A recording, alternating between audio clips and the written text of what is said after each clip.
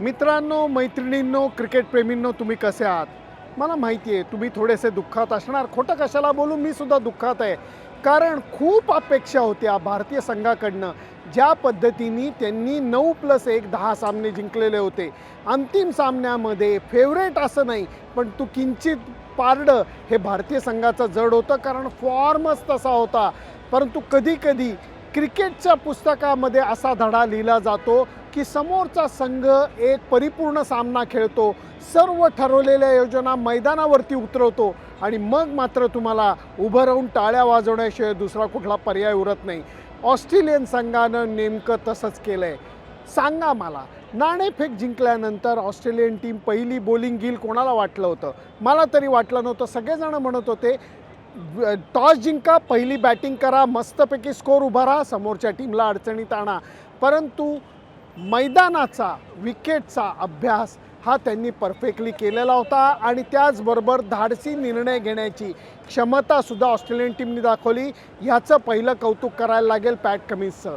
पहिली बॉलिंग घेतल्यानंतर भारतीय संघाने तडाखेबाज सुरुवात केली होती, कारण रोहित शर्मा कोणाचं ऐकणार नव्हता. कुठल्याही परिस्थितीला तो घाबरणारा किंवा दचकणारा नव्हता. शुभमन गिल जरी लवकर आऊट झाला तरी रोहित शर्मानी नेहमीप्रमाणे फटाके वाजवले. एक क्षण असा होता, तुम्हाला खरंच सांगतो, की तिसऱ्या क्रमांकाचा आणि तुफान फॉर्ममध्ये असलेला विराट कोहली बॅटिंगला आलेला होता आणि या दोघांनी मिळून असा काही हल्लाबोल चालू केला होता. विराट कोहली डावाच्या सुरुवातीलाच पुढे सरसावत जेव्हा फटके मारू लागतो, एका ओव्हरीत 2 का 3 चौकार त्यांनी मारले. मग मॅक्सवेलला रोहित शर्मानी एक सिक्सर मारली, एक बॅकफुटेड कव्हर ड्राईव्ह मारला. 10 रन जमा झालेले असताना रोहित शर्मानी मोठा फटका मारायची परत घाई केली आणि ट्रॅव्हिस हेडनी जबरदस्त कॅच पकडला, मागं पळत जाऊन डाईव्ह मारून. आणि ती मला वाटतं सामन्याला मिळालेली नाट्यमय कलाटणी होती, कारण त्याच्यानंतर ऑस्ट्रेलियाच्या बॉलर्सनी हे दाखवून दिलं की स्लो विकेटवरती कटर्सचा म्हणा, स्लो बाउन्सरचा म्हणा उपयोग कसा करायला पाहिजे. ह्याला कारण होता पॅट कमिन्स, ज्याला मी पत्रकार परिषदेमध्ये प्रश्न विचारलेला होता की बाबा रे, भारतीय विकेटवरती फास्ट बॉलरला बॉलिंग टाकण्याचं आव्हान काय असतं?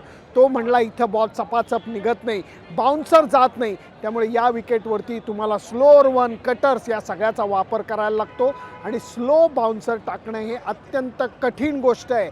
त्याचं कारण तुमचे बोटं अशी असतात, बॉल तुम्ही असा पकडलेला असतो आणि त्याच्यात तुम्हाला तो कंट्रोल दाखवायला लागतो, ताकद दुप्पट वापरायला लागते.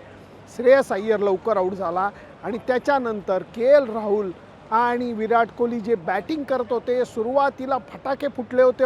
विराट कोहलीनी 3 बाउंड्रीज मारलेल्या होत्या, रोहित शर्मानी 4-5 मारल्या होत्या, 3 सिक्सर मारल्या होत्या.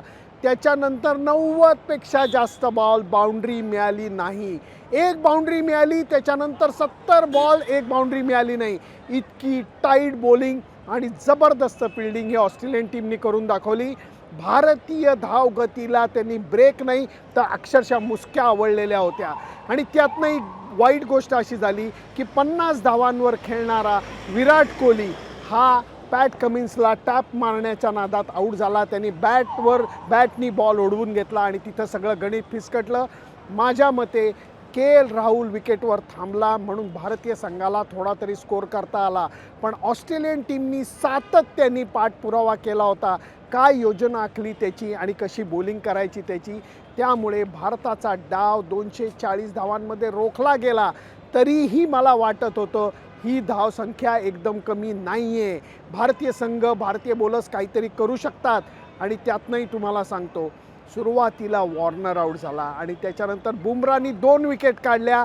3 बाद 40 स्कोर होता, 48 स्कोर होता. परत एकदा आशा पल्लवित झालेल्या होत्या की भारतीय टीम काहीतरी चमत्कार करून दाखवेल, स्वप्न साकारलं जाईल.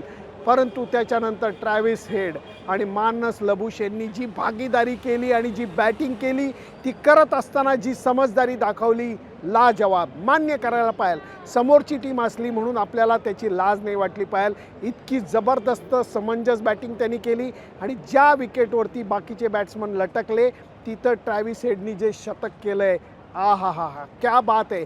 कित्येक दिवस हे त्याचं शतक लक्षात राहील आणि हेडमुळेच मला वाटतं ऑस्ट्रेलियन टीमचं डोकं हे उंचावर राहिलेलं आहे. परत एकदा विश्वविजेतेपदाचं स्वप्न भारताचं भंगलेलं आहे आणि ऑस्ट्रेलियन टीमने ते सत्य करून दाखवलं आहे.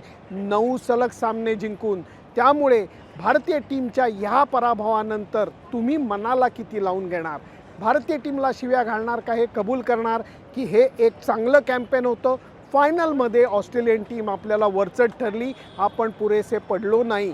म्हणून मला कौतुक करावं असं वाटतं विराट कोहलीचं, ज्यांनी जवळजवळ 750 धावा केल्या. कौतुक करावं असं वाटतं के राहुल, त्याचबरोबर फास्ट बॉलिंगच्या त्रिकुटाचं, आणि त्याचबरोबर रोरो नावाच्या जोडीचं, रोहित आणि राहुल द्रविड प्रशिक्षक आणि कॅप्टन, कारण ह्या दोघांनी मिळून जी टीम घडवली त्यांनी चांगलं कॅम्पेन हे करून दाखवलं. आपल्याला एक वेगळ्या इंडियन टीमचं रूप बघायला मिळालं. हे माझं मत आहे. तुमचं मत काय हे जरूर कळवा. तुमची मतं ही महत्त्वाची आहेत. तुम्ही फक्त भारतीय हारली म्हणून आता काही जण म्हणतील अरे मी म्हणलंच होतं भारतीय टीम हरणार, पचकले की नाही? मला पचकले वाटत नाही. खेळामध्ये या गोष्टी होतात. कॅम्पेन चांगलं होतं, शेवटच्या पायरीवरती फक्त आपण अडखळून पडलेलो आहे असं म्हणण्यापेक्षा समोरच्या टीमनी एक परिपूर्ण सामना खेळला आहे असं म्हणण्यामध्ये मला तरी कुठली लाज वाटत नाही. तुमचं मत काय मला जरूर कळवा. हे कॅम्पेन भारतीय टीमचं जे मी तुमच्यासमोर सादर करायचा प्रयत्न केला त्याच्याबद्दल तुम्हाला काय वाटतं आहे मला कळवा. त्याच्याकरता माझं Facebook page, YouTube channel, Instagram channel subscribe करायला विसरू नका. Bye bye.